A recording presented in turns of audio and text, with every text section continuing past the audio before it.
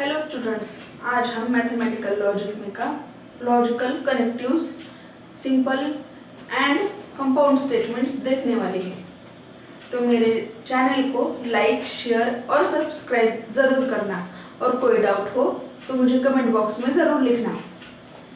Let's start now.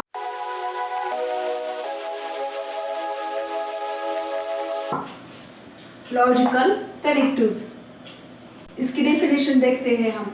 The words और phrases which are used to connect two statements are called logical connectives. Logical connectives कौन से होने वाले हैं? And, और, if dash dash, then, if and only if और not. ये क्या होने वाले हैं? हमारे लॉजिकल कनेक्टिव्स, जो कि दो शब्दों को या फिर वाक्यों को जोड़ने वाले को ही हम लॉजिकल कनेक्टिव्स बोलने वाले हैं। और याद रखना, एंड, और, if, then, if and only if, not, ये हमारे लॉजिकल कनेक्टिव्स होने वाले हैं। ठीक है, नेक्स्ट जो पार्ट है वो है सिंपल एंड कंपाउंड स्टेटमेंट्स। उसकी डेफिनेशन हम देखेंगे। A statement which can not be split further into two or more statements is called a simple statements. इसमें जो सिंपल स्टेटमेंट्स में जो है वो सिंपल स्टेटमेंट्स दो अलग अलग स्टेटमेंट्स को सिर्फ एंड और इस लॉजिकल कनेक्टिव्स में हम जोड़ने वाले हैं। उसी को हम सिंपल स्टेटमेंट्स बोलने वाले हैं। उसका एग्जांपल हम लेने वाले हैं 3 is a prime and 4 is an even number. उसके बाद हम देखने वाले हैं if a statement is the combination of two or more simple statements then it is called a compound statement. हम यहाँ पर क्या देखने वाले हैं? कंपाउंड स्टेटमेंट में to or more simple statements जो देने वाले हैं उसी का कॉम्बिनेशन को हम क्या बोलने वाले हैं? कंपाउंड स्टेटमेंट्स बोलने वाले हैं। और उसका एग्जांपल हम यहाँ पर लिया है 3 and 5 आर ट्विन प्राइम्स। अच्छे से याद कर लीजिएगा। अब हम कंजंक्शन या पॉइंट देखने वाले हैं।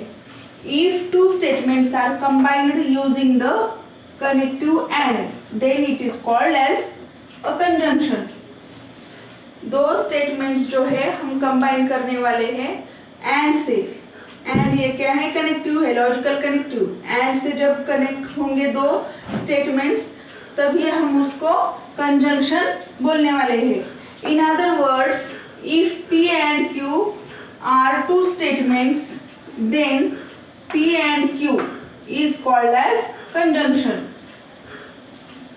It is denoted by P conjunction Q. ये जो सिंबल है ये कंजंक्शन का है। फी जो होता है उसको हम फी को उल्टा करने के बाद कंजंक्शन का सिंबल हमें मिलेगा। तो याद रखिएगा, इसको P कंजंक्शन Q भी बोला जाता है और P and Q भी बोला जाता है। The conjunction P conjunction Q is said to be true if and only if both P and Q are true. जब हमारे दिए गए हुए स्टेटमेंट्स P और Q ये दोनों स्टेटमेंट्स ट्रू आएंगे तभी हमारी कंजंक्शन की जो वैल्यू है ट्रुथ टेबल की वो ट्रू आएगी। अब हम देखने वाले हैं ट्रुथ टेबल कंजंक्शन का। तो यहाँ पर P एंड Q जो हमारे दो स्टेटमेंट्स होने वाले हैं, यहाँ पर P एंड Q ये दोनों हमारे स्टेटमेंट्स होने वाले हैं और उसकी जो ट्रुथ टेबल्स है यहाँ पर उसकी पॉसिबिलिटीज जो है वो ट्रू आएगी, एक बार ट्रू फॉल्स आएगी, फॉल्स ट्रू आएगी और फॉल्स फॉल्स आएगी। ये याद रखना। इसके बाद अदरवाइज कौन सी नहीं आने वाली। लेकिन यहाँ पर हमने अभी कंजंक्शन के डेफिनेशन में देखा है कि अगर P एंड Q ये दोनों ट्रू होंगे तभी हमारी ट्रूथ वैल्यू ट्रू आएगी, अदरवाइज फॉल्स आने वाली है। अच्छे से याद रखना कंजंक्शन का ये ट्रूथ टेबल भी और डेफिनेशन भी। अब हम सेकेंड पॉइंट डिसजंक्शन देखने वाले हैं। डिस्जंक्शन की डेफिनेशन जो है, if two statements are combined by using the logical connectives or then it is called as a disjunction.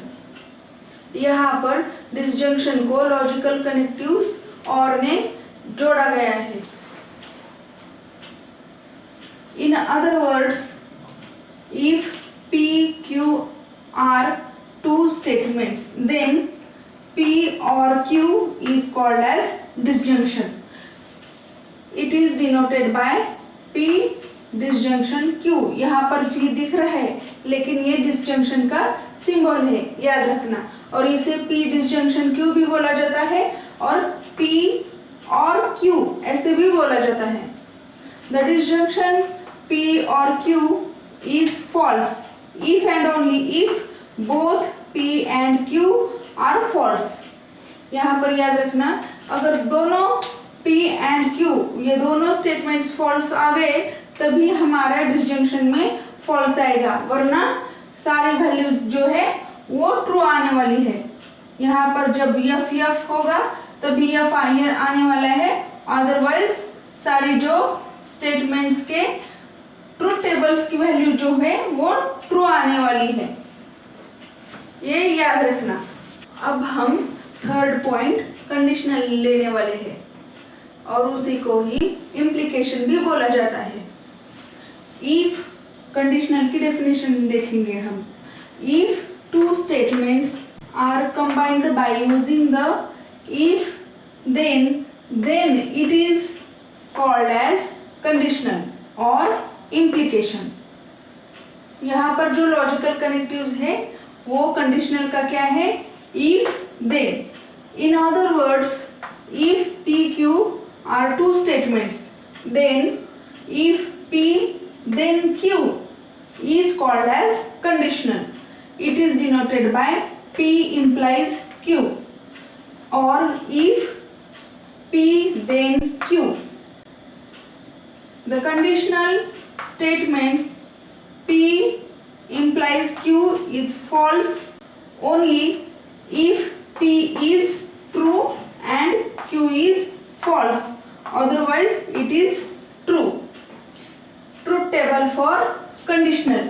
अब हम यहाँ पर ट्रूथ टेबल देखने वाले हैं, लेकिन यहाँ पर कंडीशनल की डेफिनेशन में हम देखेंगे कि यहाँ पर क्या बोला है उन्होंने कि the conditional statements P implies Q is false only if P is true। यहाँ पर P ट्रू कहाँ पर है, यहाँ इन दोनों जगहों पर P जो है वो ट्रू वैल्यू आई है, और उन्होंने और क्या बोला है कि Q की वैल्यू जो है वो फॉल्स होनी चाहिए, तभी P की value. The conditional statement P implies Q is false only if P is true। यहाँ पर P की वैल्यू ट्रू कहाँ पर है, या इन दोनों जगह पर P की वैल्यू ट्रू है और Q की फॉल्स होनी चाहिए।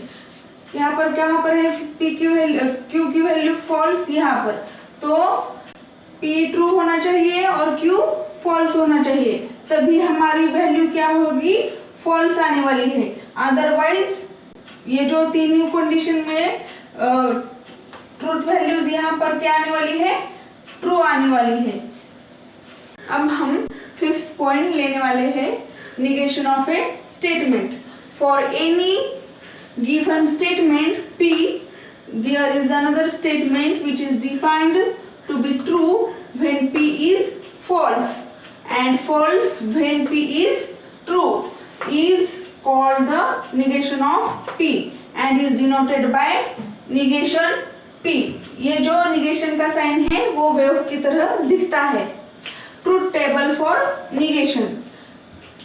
P का ट्रूथ टेबल हम देखेंगे। P जो स्टेटमेंट है उसका ट्रू का वैल्यू हो जाएगा निगेशन P में फॉल्स, एंड फॉल्स की ट्रूथ वैल्यू होगी ट्रू। निगेशन में बस इतना ही है कि दिया गया हुआ स्टेटमेंट ट्रू होगा तो उसकी वैल्यू होगी फॉल्स, और फॉल्स होगा स्टेटमेंट दिया वाला तो उसकी वैल्यू होगी ट्रू।